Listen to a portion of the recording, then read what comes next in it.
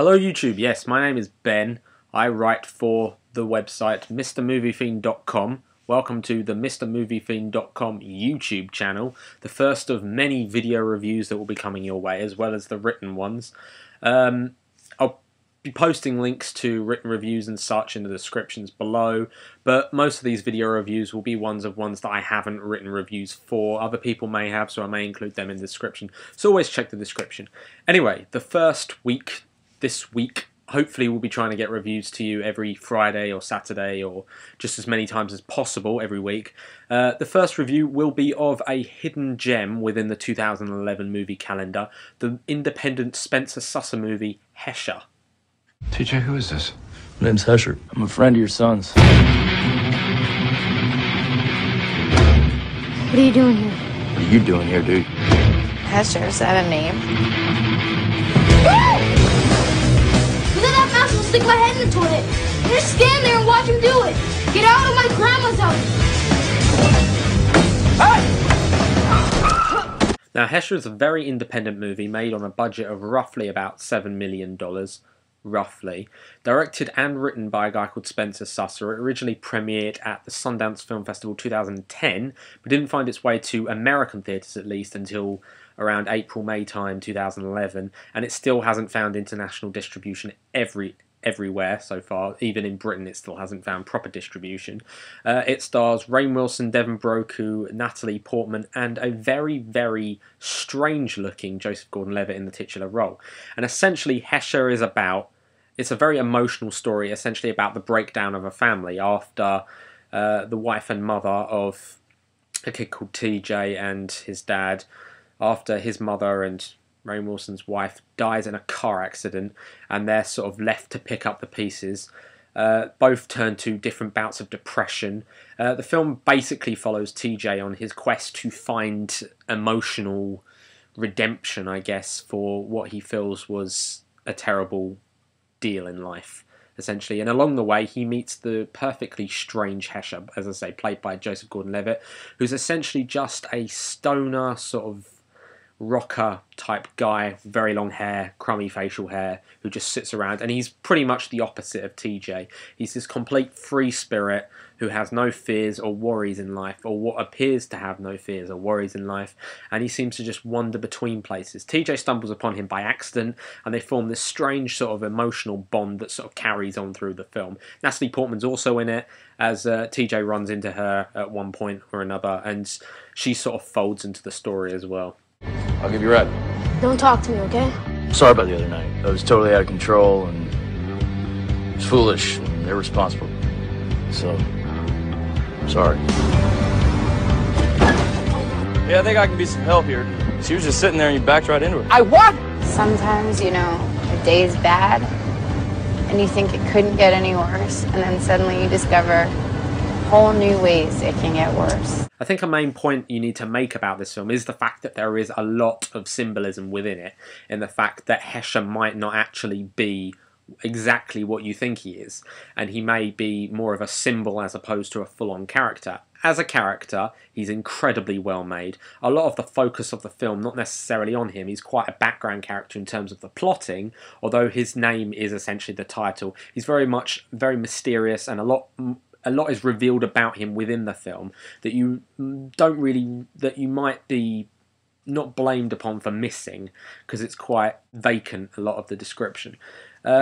Overall, it's a very emotionally powered drama. There's quite a lot of comedy within it. I know Hesher himself provides a lot of the comedy. He's a very funny character, and he provides a lot of the depth to the film as well. The performances by Devon Brochu as TJ, he's a phenomenal child actor. I had no idea who he was before I saw this film. I'm pretty sure this is one of his first acting jobs, if not his first. And he does a terrific job of really capturing the crushed spirit of someone and turning to delinquents as a form of escape, really. Rainn Wilson is very subdued in this film, very different from the roles you might have seen him in the movie Super, as you can probably see behind me, where he was the lead fantastically in that film. Very good in that. Or Dwight K. Schrute in The Office. Very funny, very good in that. Here, he's something completely different. He's much darker, much deeper, and he has this really subdued spirit, which sort of very easily drifts into the background of the film, but he's a very prominent part of the film as well. Natalie Portman does her best to play the rather sweet and sort of caring character she plays, Nicole. But again, she very easily drifts into the background. Joseph Gordon-Levitt really does steal the show, though, as Hesher. He proves how much of a versatile actor he is, and how in the same year he can star in something so massive and blockbustery as Inception, then move to something like The Dark Knight Rises, and in between do something so small and different as Hesher. In the character, he manages to capture the spirit of Hesher so well, and the fact that he will happily wander between things just endlessly without a care in the world, and sort of accidentally invest in things. And there's so much going on behind the script that you don't really, that's not sort of face value, and it's so well played. I think all the actors work really well together. There's great chemistry between the characters, and there's a great and not all telling script. The problem with a lot of American films, I pick on America, I don't know why I pick on America particularly, but the problem with a lot of, especially more Hollywood films, might I add, is they tell you far too much. They point everything out constantly, and it's all just very obvious and everything. Hesher isn't as obvious as it might let on. Although it's quite cheesy, especially towards the end, and quite obvious in a lot of the plot devices it uses, as there's a lot of subtext, there's a lot of symbolism stuff, which makes it that much different. Also, the fact that Hesher himself is in this film really pushes it away from any other basic indie drama. Dude, you're not shopping. You're stalking that chick. No, I'm not. You seem a little older than TJ.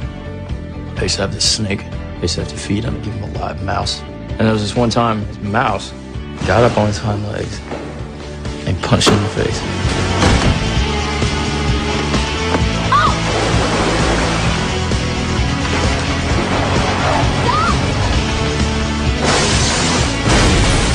I think this film really works best actually as a character drama as opposed to a full-on sort of indie drama thing, comparing it to other films, because the characters really do all the talking here. The plot is literally just there to show the evolution of the characters and the patterns and changes within their behaviour, as opposed to simply just throwing them at plot devices. The plot is really not important here, it's more about the characters themselves. And a final point, just to note, the soundtrack of this film is also very good. There's not much of a score, if anything, but there's a lot of this hard rock sort of metal-y sort of stuff, which even if you don't like it, it's every now and again just to signify Hesher's presence, which I think really great. And Hesher almost has this sort of dreamlike state to him, which is quite imaginative, and it's a very imaginative way of showing such a change in emotional behaviour, and how death and such can impact a life, I think, or lives in general. And it's such a different way of presenting that, and Spencer Susser does a really good job here. And thank you for watching this first review on the MrMovieFiend YouTube channel. More to come in the future from me and from others. Thank you for watching, and subscribe and tune in and such. Goodbye.